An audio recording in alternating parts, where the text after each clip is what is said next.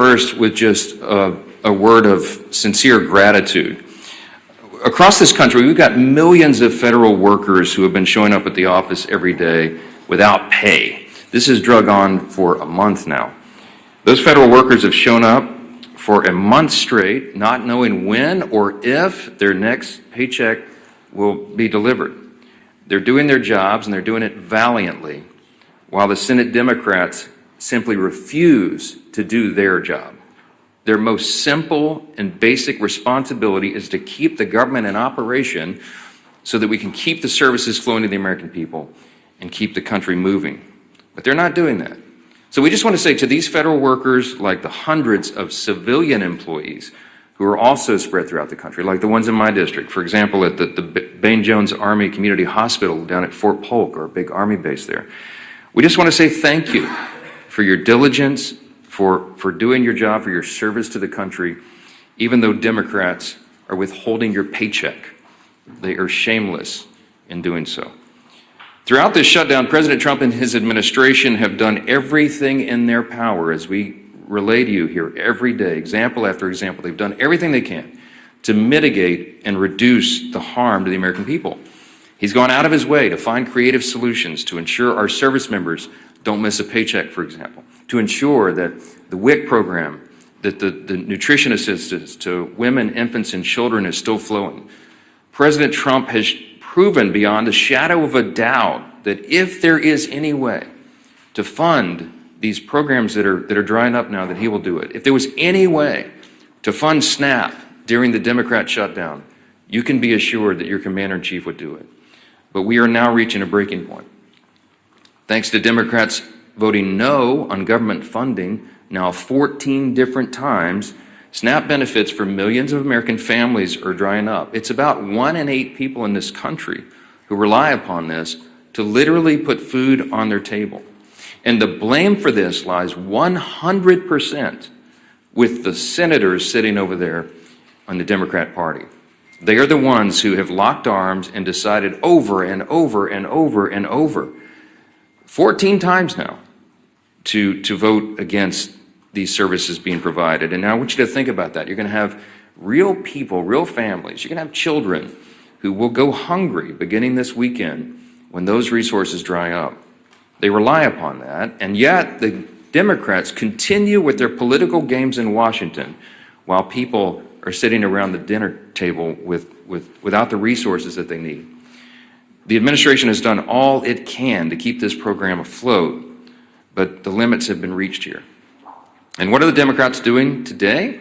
Where are the Democrats? Are they in the Senate today? No, they're out campaigning. While critical SNAP benefits run dry, the Democrats have skipped town. They've abandoned their post in the Senate, and the reason that's so important and noteworthy for the American people is the Senate is the only place where this can end.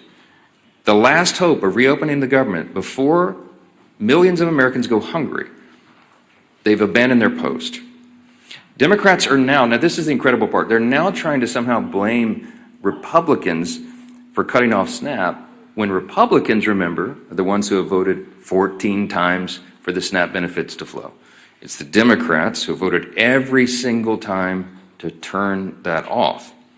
The same Democrats who've been perfectly fine with defunding SNAP and WIC for over a month now are suddenly claiming to be outraged that Republicans and President Trump can't just wave some magic wand and fix the mess that they themselves have created.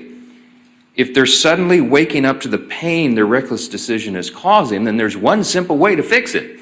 They can come back in here and vote to reopen the government. But we don't think they're going to do that. Now, this is what's interesting. The most recent development is that you've got many more people now calling on the Senate Democrats to do the right job. There's a handful of moderates still in the Democrat Party, and they are very upset about that. The tension is rising. You had Senator John Fetterman of Pennsylvania, for example, who just yesterday, I think it was, accused his own party of, quote, playing chicken with the food security of 42 million Americans. He's right. And you've seen now the avalanche of people and organizations and institutions calling on the Democrats to reopen the government and vote for the clean CR. You've got labor unions. You've got the largest airlines in America. You've got independent voters. Working class Americans across the country, they are all pleading with the Democrats to do their job and stop using their hardships, the people's hardships, for the Democrats' political games in Washington. Yesterday, there was a lot said, written about an editorial that was in the Washington Post. I commend it to your reading if you haven't seen that, but it reads in part just one line out of that. I would like to stand up here and read you the whole thing. The Washington Post, as you know, is not generally on my side. They said, quote, Democrats openly acknowledge that they refuse to do this, reopen the government, because it would mean giving up their leverage. If they persist, it will mean families start to go hungry. Now, look, this isn't some novel idea. As you know, the Democrats have always traditionally said, breathlessly, given speeches passionately saying that you've got to keep the government funded. You should never shut it down. It would be so dangerous. And we've recounted this over and over. I mean, I literally could be here all day reading the Democrats' own past statements on the perils of shutting down the government, but I'm just going to highlight a couple this morning because they're relevant and timely. I'll begin with Senator Coons. He's the senior Democrat senator from Delaware. In 2013, he said this, quote, our democracy cannot function if the majority party threatens to shut down the government unless it gets its way, unquote. And that was Senator Coons in 2013. And what is he saying now? Earlier this week, he said, quote, frankly, this is our only moment of leverage. Quite a switch. Bernie Sanders has got a lot of airtime here lately, and back in 2018, Senator Bernie Sanders said this, quote, the truth is that shutting down the government is a serious and dangerous action that we must do everything possible to prevent. That was in 2018. You know what he said this month? Quote, if we reopen the government, we lose our leverage. Senator Sheldon Whitehouse in 2013, the shutdown was, quote, entirely unnecessary and has harmed our economy and our reputation in the world. But if we also can't forget, we must never again allow extremist hostage-taking to create this kind of disruption. That was 2013. Just days ago, the senator from Rhode Island said the opposite. It's the only lever we have, meaning the shutdown. What he means is that the pain of the American people is their political lever. I guess he's forgotten his cries of alarm over the extremist hostage-taking. And how about the House? And infamously now, we all know, the Democrat whip, Catherine Clark, the second highest ranking Democrat in the House, said, quote, just last year, she said, they are taking a non-issue, a false flag, and saying this is the reason we can't proceed. It is a dangerous precedent to be threatening a shutdown. That's what she said in 2024. And what'd she say about a week ago? The opposite, quote, of course there will be families that are going to suffer here, but it's one of the few leverage times we have. Many House members have echoed the same hypocrisy, and I'm not going to waste our time with it this morning, but I do want to leave you with this quote from Chuck Schumer because he is the actual architect of the shutdown. He is the one that is preventing the Senate Democrats from doing the right thing. In March of this year, as you know, he voted on the same CR to avert a shutdown. And he said then, quote, in his speech on the Senate floor and in a bunch of interviews, this is what he said on the Senate floor, quote, the CR was certainly bad, but a shutdown would be 15 or 20 times worse. It was a vote of principle. And today, Chuck Schumer, entirely void of principle, by his own estimation, said, quote, every day gets better for his party. Tell that to the millions of American families facing a hunger crisis now as a direct result of his failed leadership and shenanigans. Those Democrats have all collectively voted 14 times over the last several weeks to reject the clean continuing resolution to fund the government, and they've made it abundantly clear they're going to continue to do that, to hold the American people hostage, so long as it serves their political interest to look tough to the leftist radicals in their base. Republicans have done our part to end the government, the Democrat shutdown, and now it's time for Democrats to do theirs. The path forward is simple. Please, every American who is concerned about this, every American that is feeling the harm, you should call the Senate Democrats and tell them to stop the nonsense. Echo the voices of the unions, of the airlines, of hardworking people everywhere, and tell them to stop doing this and open the government. We have to do that. 42 million Americans are set to miss meals starting tomorrow, and this should be the easiest vote they've ever taken in their lives. I don't want to belabor this point any longer because I'm delighted to introduce you to our guest for the the daily press conference here. Everybody knows Brooke Rollins, the incomparable, as I call her, the incomparable Brooke Rollins. She leads the U.S. Department of Agriculture. And of course, her department operates and oversees SNAP benefits to all these tens of millions of Americans. We're fortunate to have her here today. She's going to talk about the devastating effects of the Democrats' decisions on all this. And I'm delighted to give her the podium now. Brooke, so thanks so much for being here, Madam Secretary. Thank you, Mike, Mr. Speaker. Really great to be here with everyone. I was reminded I was in the Speaker's backyard in Louisiana over the weekend and on Friday, and we went to a restaurant there, and our waiter by the name of Joe was wonderful. He was a multi-generational Louisiana and New Orleans, and he was our server, and he was just so impressive. And towards the end, he brought up that, well, this is a job he had to take because he was furloughed and so was not making any money, and he worked for the federal government. He didn't know who I was. And I said, well, Joe, I can appreciate that. You know, I'm sort of in that world as well.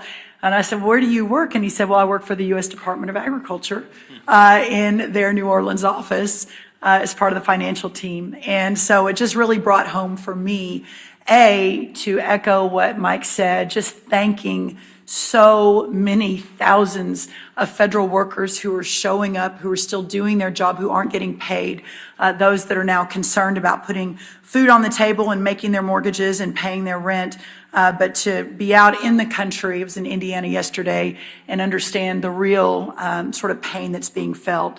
But just to echo a couple of the themes that Speaker Johnson talked about, again, the idea that the Democrats have now for 14 different votes voted to keep the government closed is absolutely unconscionable.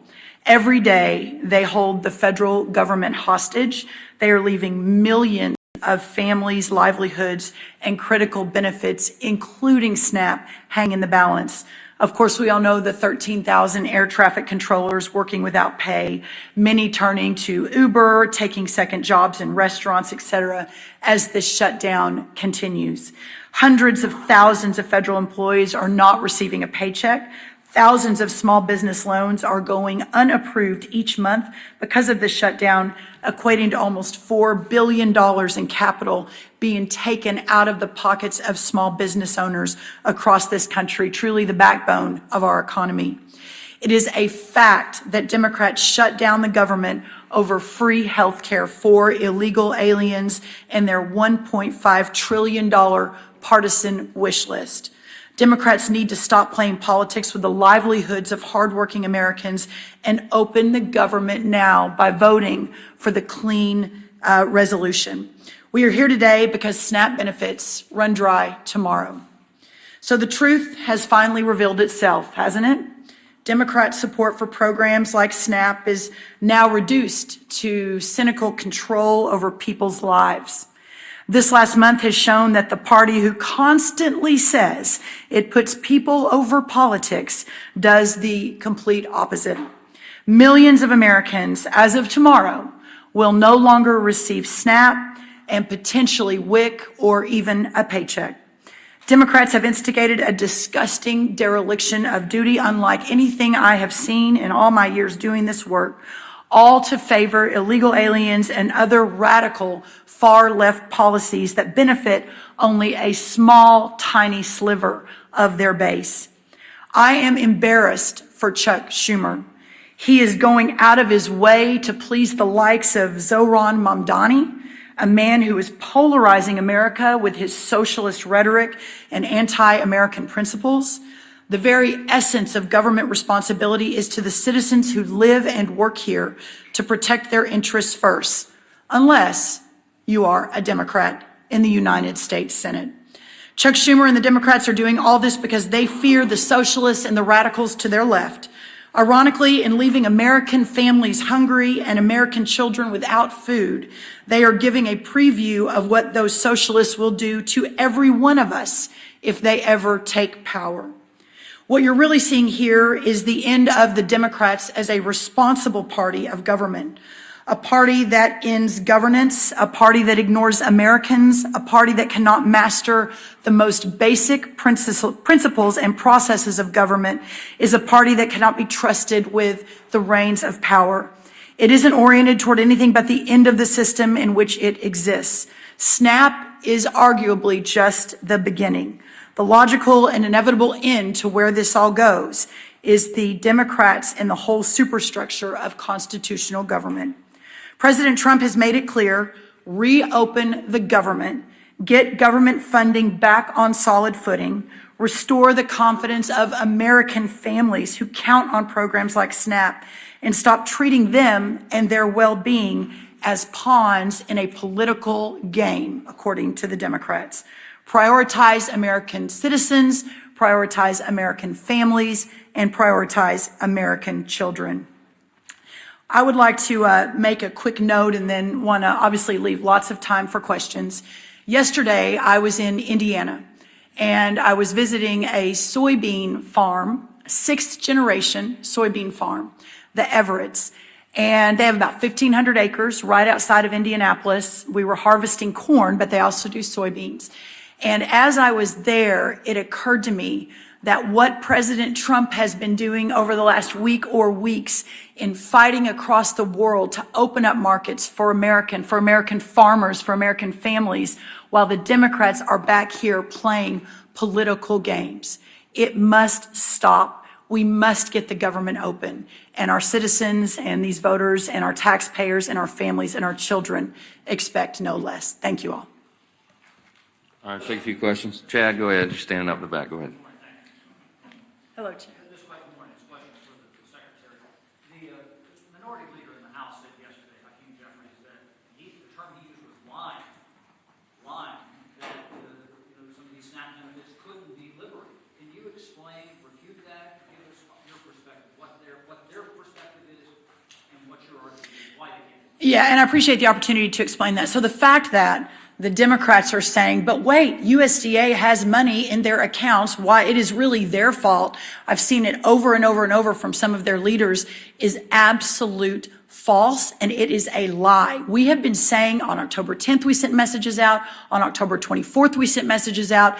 These benefits end on November 1st. Now, let me get down into a little bit of the details on that to better explain. So there is a contingency fund at USDA, but that contingency fund, by the way, doesn't even cover, I think, half of the $9.2 billion that would be required for November SNAP, but it is only allowed to flow if the underlying program is funded. It's called a contingency fund, and by law, contingency fund can only flow when the underlying fund is flowing. So, for example, if today the Democrats say, "Oh, never mind, sorry, we'll open the government," and SNAP flows, Hurricane Melissa or one of the hurricanes hits, that's the contingency fund that we would use to send more money into the vulnerable communities that are harmed by a specific event like a hurricane.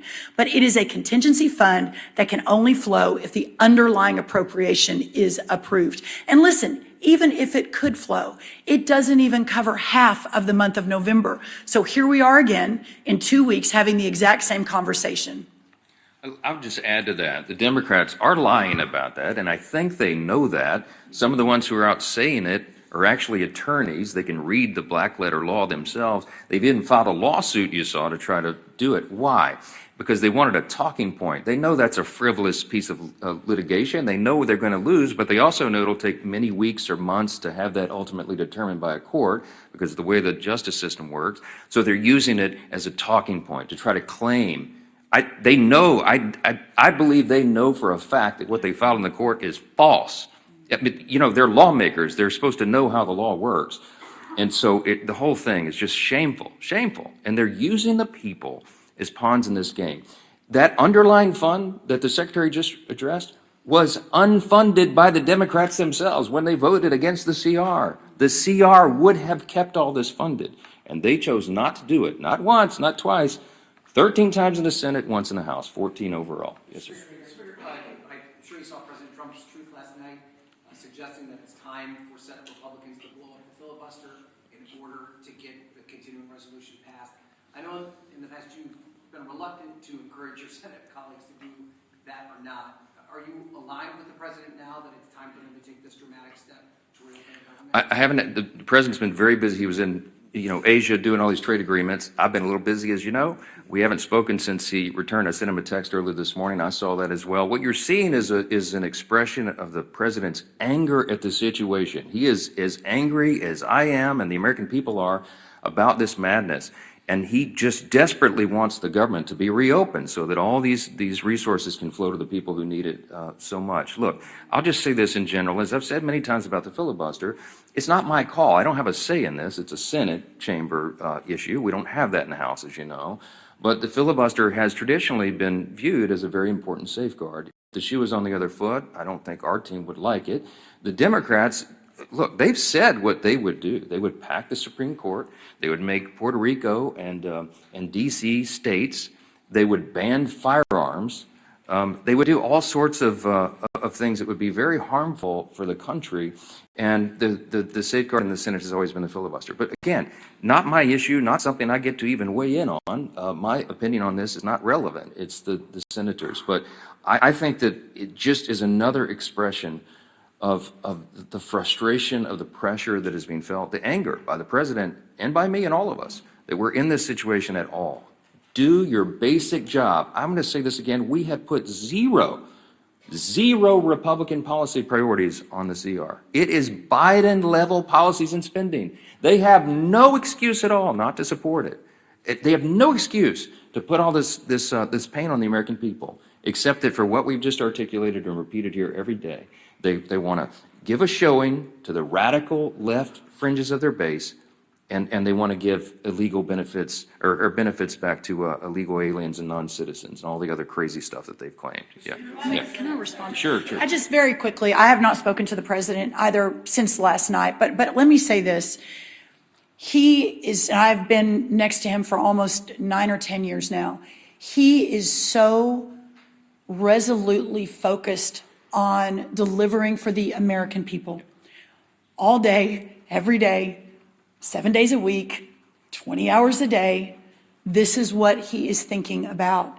And as the world's greatest deal maker, from his perspective, the way he thinks out of the box as a businessman is how do we end this nonsense, and how do we again open the government, and how do we support these families that need support? Yeah, go ahead. I'd already called on him. Go ahead. Thank you, Mr. Speaker. Yeah. Madam Secretary, question to you. So I know you addressed the contingency fund, but SNAP has never run out of funding in its 60-year history. That's right. During shutdown. Why were past administrations able to find funding to keep it afloat in a shutdown that you can't? Well, let me see. I've got a chart I want to show you all on the SNAP funding.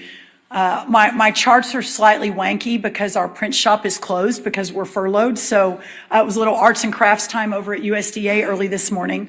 So this is the chart of the SNAP program. Now, I know everyone can't see this, but this goes back to October of 2023. And I want everyone to follow. This is the red line that under Joe Biden, you see an almost 30% increase in the cost of the SNAP program over the 4 years that President Biden and the USDA was overseeing it with Congress funding it.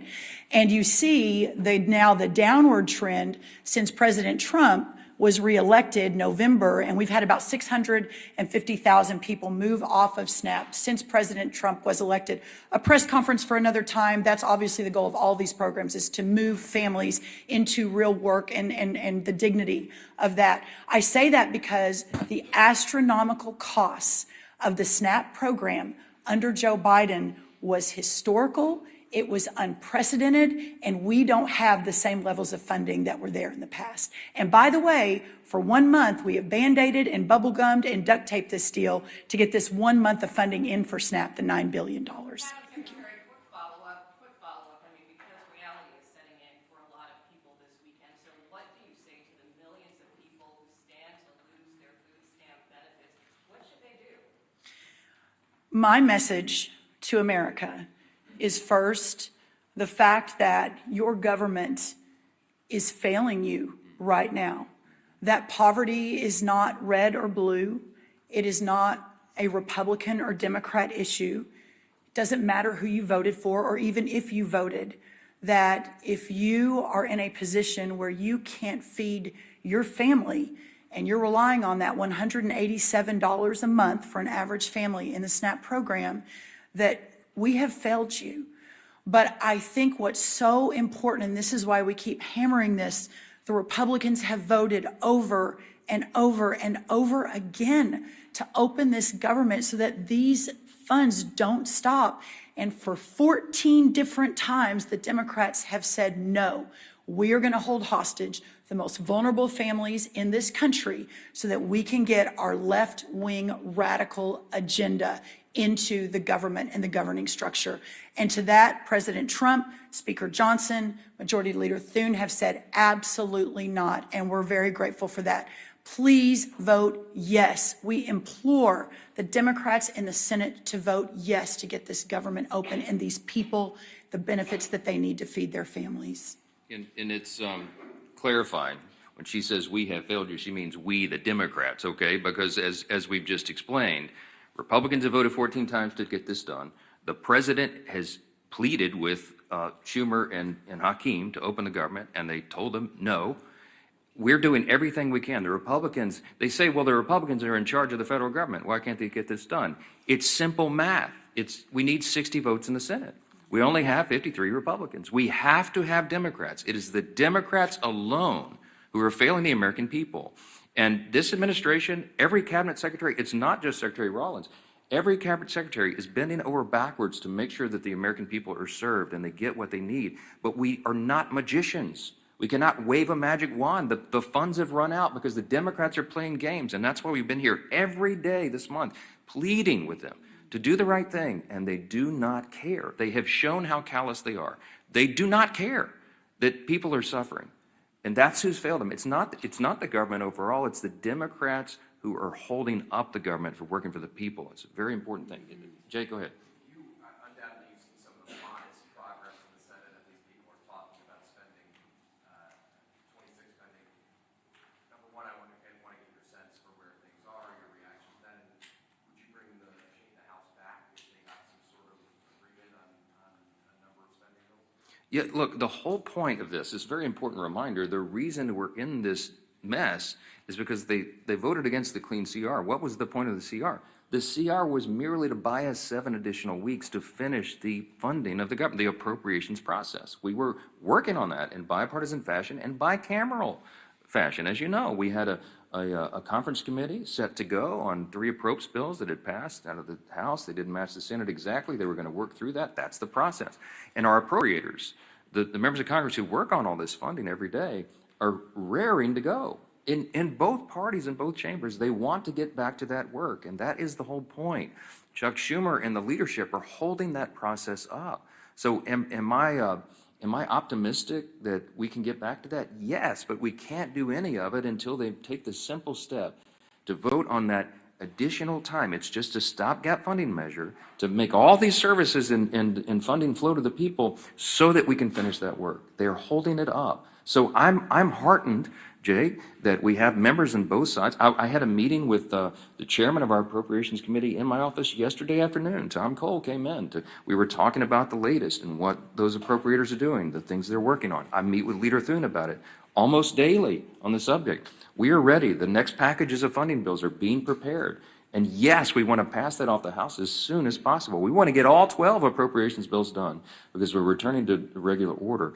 That's been a commitment of mine since I became the Speaker 2 years ago, and it's something that Congress must do to be better stewards of taxpayer dollars. So we don't have, I'm using your handy chart here, so we don't have this spike in spending. We have more responsible spending. The only way to get this, to make the government work better and more efficiently for the people is to go through that stewardship process, that important obligation that the founders intended and that we have used to respect, but we haven't in a long time. So all of this is entwined in that. We've got to get Congress working again. We're anxious to do it, and the sooner we can get back here and get the lights on, the better. But the number one mission of Congress right now is to turn the government back on. There's too many people's lives and health and hunger at stake. This is not a game. They've got to stop playing games. Remember this, too. The first time in U.S. history that any party has had the audacity to do what the Democrats and the Senate are doing right now. No one ever before has shut the government down over a clean, nonpartisan CR, because it would have been unthinkable until now. And you need to remind them of that. Yes, ma'am, last one. The one beautiful bill contained numerous Medicaid anti-fraud measures. Senator Tuberville recently highlighted a slew of aliens who are receiving these SNAP benefits. Are there any plans to do the same with SNAP and totally reform it just to ensure that it's available only to U.S. citizens? You want to? Yes, in fact, we've already done that. Now, so a couple of quick things on I guess the silver lining in all of this is that we're having a national conversation on our SNAP program, that this has sort of shined a light on a program that, especially under the last administration, has just become so bloated, so broken, so dysfunctional, so corrupt that it is astonishing when you dig in. So 3 important things on that. The first, I talked about the extraordinary explosion of benefits under the last administration. And what happened was that the money that was going out was zero accountability. So one of the very first things we did when I was sworn in was send a letter to all the states and to remind everyone the SNAP program is administered through the states and the governor's office. So send a letter to all the states saying no more illegal aliens on SNAP. Period, full stop. So that's already a rule of this administration. We're working to enforce it every single day. The second thing is we began a very serious investigation into a lot of the fraud and abuse that we kept getting anecdotal stories of that no one was doing anything about. And so just in the last, I think, 6 months, we've had major dozens of arrests, people going to jail, fraudulent activity of 50 million here. One guy's registered for SNAP in 6 different states. I mean, it's one thing after another. So we are taking that extremely, extremely seriously. And we'll continue to do so. And then the third thing on this is that for the first time ever, the USDA, have asked the states for their data so that we can ensure that taxpayer dollars are being spent appropriately. Not surprisingly, all of the red states said, yes, please help us with this. We want to do the right thing. We want to make sure there's not all this corruption and fraud. By the way, 2 blue state-led governors also leaned in, Colorado and North Carolina, alongside every one of the red governors. But the other blue states, California, Oregon, New York, Washington, all of them actually sued us and said, oh no, we're not going to give you any data. So the problem is you have an extremely corrupt program, but up until this administration and with President Trump's direct focus on this and making sure every taxpayer dollar is spent appropriately, we've never really had the opportunity to dig in. So we're going to be talking a lot more about SNAP reform. We've got a lot of people listening now, which is very, very helpful, and to take that program back to its original intent of helping those who are truly needy in our communities, but not to have a massive welfare benefit where so many people are taking advantage of it that shouldn't be. And I just want to add briefly, just zoom out a little bit. This is a stark contrast between the 2 parties, the 2 major parties in this country. We talk about the split screen in here very often. On this issue, with regard to reducing fraud, waste, and abuse in government, look, America is the greatest nation in the history of the world. We're the most powerful, most successful, most free, most benevolent nation that's ever been.